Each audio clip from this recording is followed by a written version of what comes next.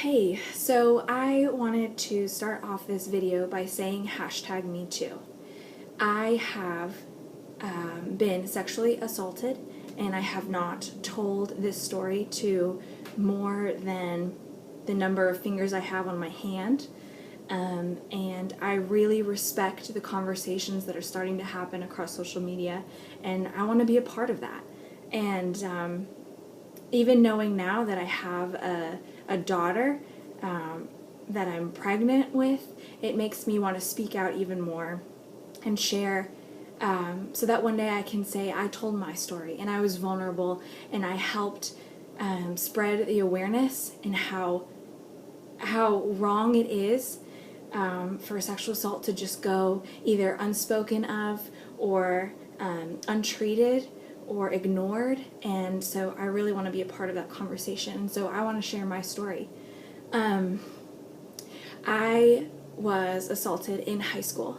It was my sophomore year, and I was dating a very popular athlete at school, and we had been dating for maybe a few weeks. I had decided that I wanted to wait until marriage to lose my virginity, and we'd had a conversation about that before, but I don't think it was one where it was really respected, and it definitely wasn't a mutual decision. But that was at least my goal for the time being. So at a basketball game, he asked if I wanted to go make out in a classroom down the hall.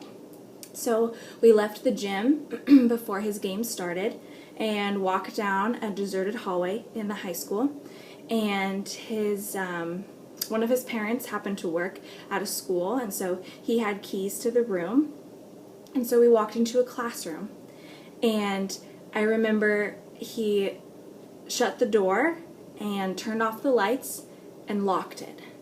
And I can say, looking back, that might have been a moment where I had a million red flags and I felt in my gut that that wasn't right, but I also justified it because I figured, well, I'm in high school, I would love to get a kiss, and I don't feel comfortable saying, unlock the door.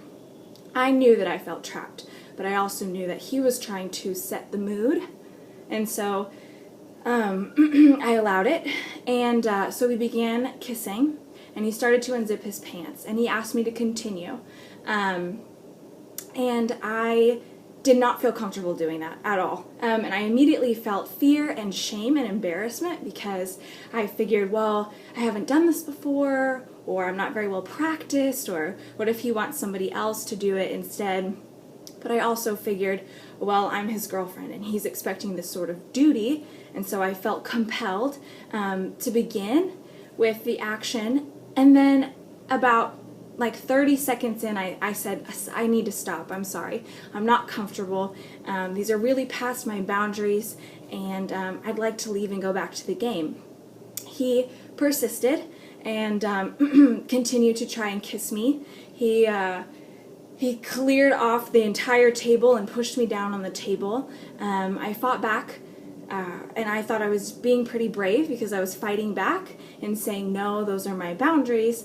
I was actually really petrified in the moment, and he went ahead and picked me up and put me on the floor and started to pull down my pants.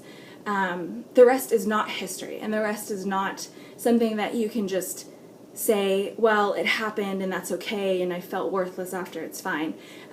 He raped me in that moment, and I remember during the whole time I was trying to make excuses to get him to stop.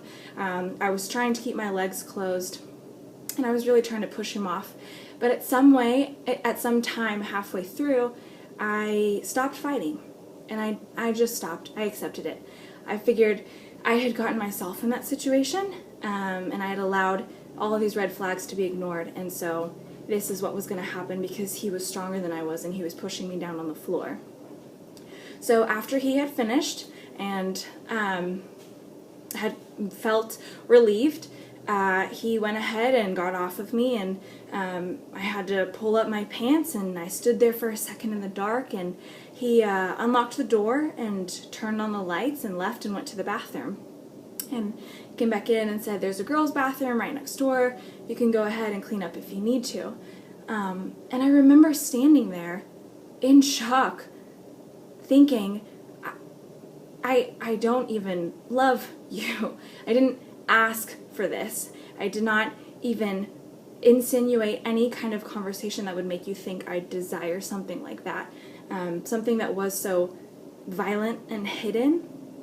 And so I told him that, and I said, hey, I don't even love you. Why did we do that? And he laughed, and he smacked my butt, and pulled me down the hallway back to the game. And that was that. That was about maybe 10 or 15 minutes of my entire high school career that was crystallized in my memory. And I immediately was very deeply emotionally affected by it.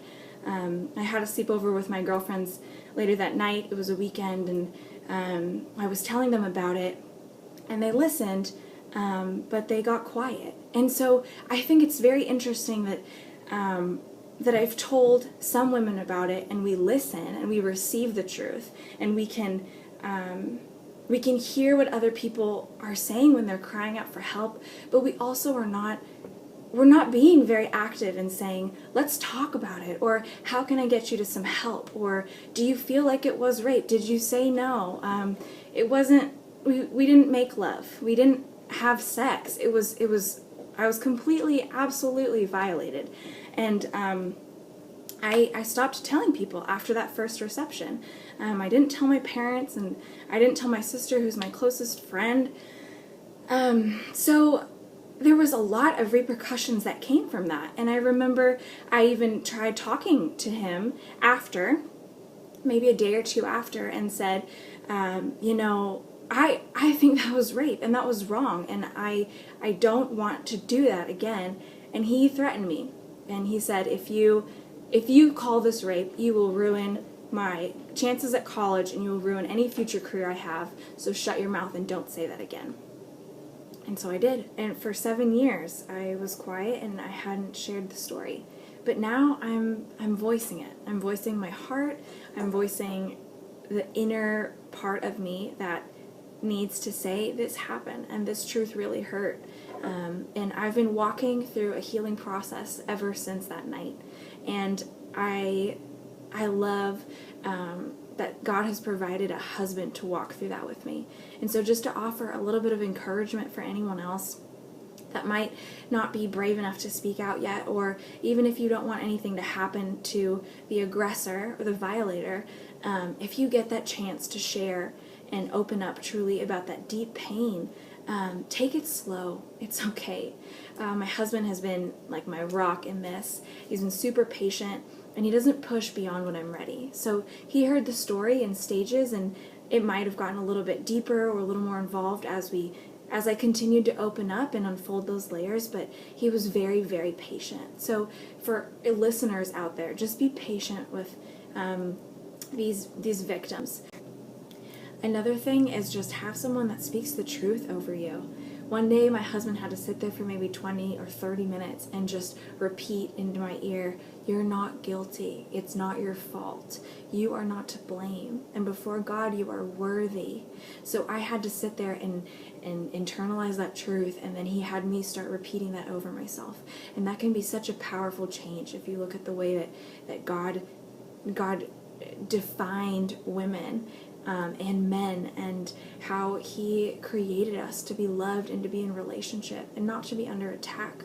And lastly, just being slow to hear the conversation, but just receptive every time it comes up. So my husband, he's okay waiting for the next time that I have a conversation or an episode or a memory, and he's okay to work through that with me as many times as I need it.